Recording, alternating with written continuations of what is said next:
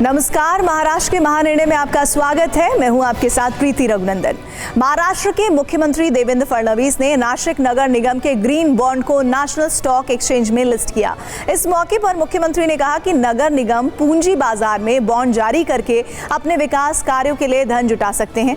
मुख्यमंत्री ने कहा कि नासिक नगर निगम ने एक ही वित्तीय वर्ष में निजी प्लेसमेंट और सार्वजनिक नगरपालिका बॉन्ड जारी करके पूंजी बाजार में प्रवेश किया है। नगर पालिकाओं को पूंजी बाजार के माध्यम से धन जुटाकर सार्वजनिक कार्यों को अंजाम देना चाहिए। मुख्यमंत्री ने यह भी कहा कि कुंभ मेले की तैयारियों के मद्देनजर नासिक महानगर क्षेत्र में लगभग 25,000 करोड़ रुपए के विकास कार्य शुरू किए गए हैं। महाराष्ट्र के मुख्यमंत्री देवेंद्र फडणवीस ने कहा कि राज्य सरकार की उद्योग अनुकूल नीतियों के कारण राज्य विनिर्माण क्षेत्र में सकारात्मक दिशा में आगे बढ़ रहा है।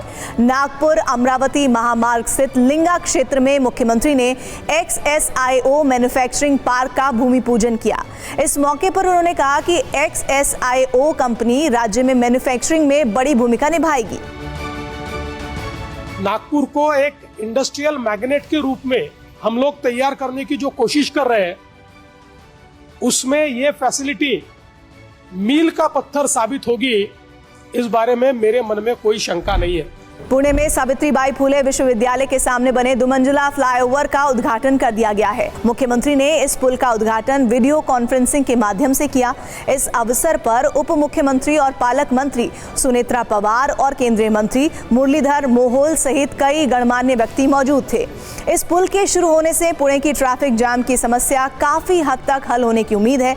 मुख्यमंत्री देवेंद्र फडणवीस ने इस मौके पर कहा कि इस नए दुमंजिला फ्लाईओवर के निर्माण का फैसला करते समय कई बाधाएं और मतभेद सामने आए थे। हालांकि सभी पक्षों को विश्वास में लेकर इस महत्वाकांक्षी परियोजना को सफलतापूर्वक पूरा किया गया। मुख्यमंत्री देवेंद्र फडणवीस ने कहा कि भविष्य में वही देश दुनिया में आगे रहेगा जो सामरिक शक्ति और प्रौद्योगिकी से संपन्न होगा।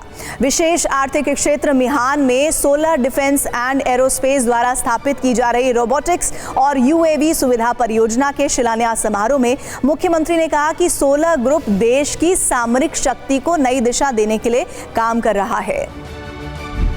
मुख्यमंत्री देवेंद्र फडणवीस की मौजूदगी में विधान भवन में राज्य सरकार और चेम्बेरी पावर प्राइवेट लिमिटेड के बीच एक MOU पर हस्ताक्षर किए गए। ये समझौता पुणे और रायगढ़ जिलों में pumped storage hydro electric project स्थापित करने के लिए किया गया है। राज्य में अब तक मंजूर की गई 55 पम्प्ड स्टोरेज जल विद्युत परियोजनाओं के माध्यम से कुल 78,215 मेगावाट बिजली का उत्पादन होगा।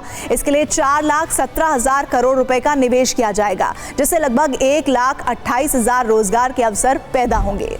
महाराष्ट्र के मुख्यमंत्री देवेंद्र फडणवीस ने कहा कि सरकार का लक्ष्य 2026-27 तक हर साल 1 लाख रुपए से अधिक कमाने वाली महिलाओं की संख्या को 1 करोड़ तक पहुंचाना है।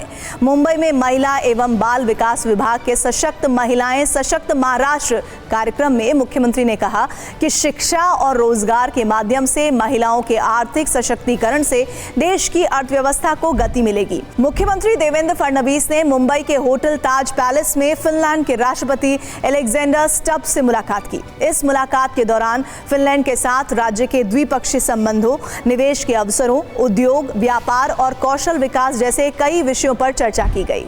महाराष्ट्र सरकार पर्यावरण के संरक्षण और विकास के बीच संतुलन बनाए रखने पर विशेष ध्यान दे रही है। मुंबई के होटल सहारा में आयोजित दूसरी इंटरनेशनल आर्बोरिकल्चर कॉन्फ्रेंस में मुख्यमंत्री देवेंद्र फडणवीस ने कहा कि राज्य में पेड़ों और वन क्षेत्र के दायरे को बढ़ाने के लिए सरकार ने मिशन मोड में 300 करोड़ वृक्षारोपण का संकल्प लिया है। अंतर्राष्ट्रीय महिला दिवस के अवसर पर महाराष्ट्र के स्वास्थ्य विभाग द्वारा HPV टीकाकरण अभियान का शुभारंभ उप मुख्यमंत्री एकनाथ शिंदे के द्वारा किया गया। लड़कियों को गर्भाशय ग्रीवा के कैंसर से सुरक्षा प्रदान करने के उद्देश्य से 9 से 14 वर्ष की आयु वर्ग की 9,84,000 लड़कियों को HPV वैक्सीन लगाया जाएगा। मुंबई के ससून डॉक को दुनिया का सर्वश्रेष्ठ बंदरगाह बनाने के लिए फिनलैंड की कंपनियों के साथ MOU पर हस्ताक्षर किए गए हैं। होटल ताज पैलेस में फिनलैंड की कंपनियों हेल्वर, मिरासिस और रिवर रीसाइकिल के साथ समझौता ज्ञापन पर हस्ताक्षर किए गए।